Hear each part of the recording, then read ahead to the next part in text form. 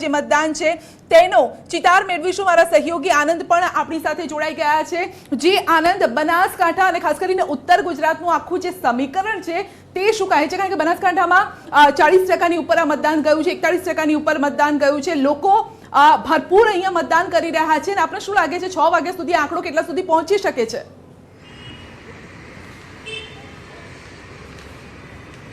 जी ચોક્કસ સંધ્યા જણાવી દઉં કે બનાસકાંઠા જિલ્લામાં સવારથી જ વહેલી સવારથી જ મતદારોમાં એક ભારે ઉત્સાહ જોવા મળે છે। લોકો સવારથી 7 વાગ્યાથી લાંબી કતારોમાં ઉભા રહી પોતાના મતદાન માટે આવી રહ્યા છે। મહિલાઓ સહિત તમામ લોકો, ખાસ કરીને વાત કરીએ તો આ વખતે લોકો ગીત ગાતા ગાતા આવે છે તો ક્યાંક ઢોલ વગાડતા વગાડતા પોતાના આખા એરિયા સાથે એટલે 200-200, 500-500 લોકોના ટોળાઓ ગીત ગાતા ગાતા મતદાન માટે આવી રહ્યા છે અને મતદાનનો એક પ્રકારનો ઉત્સાહ જોવા મળી રહ્યો છે।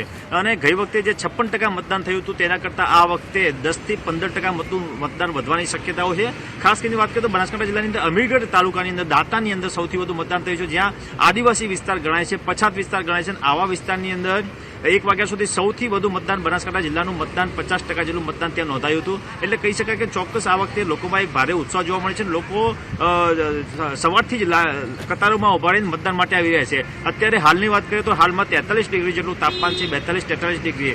ઉત્તર ગુજરાતની સૌથી વધુ તાપમાન બનાસકાંઠા જિલ્લાની ડીસાનું હોય છે, તેમ છતાં લોકો અત્યારે પણ લાંબી કતારોમાં ઉભા રહીને ગરમીની પરવા કર્યા વગર પણ મતદાન કરી રહ્યા છે।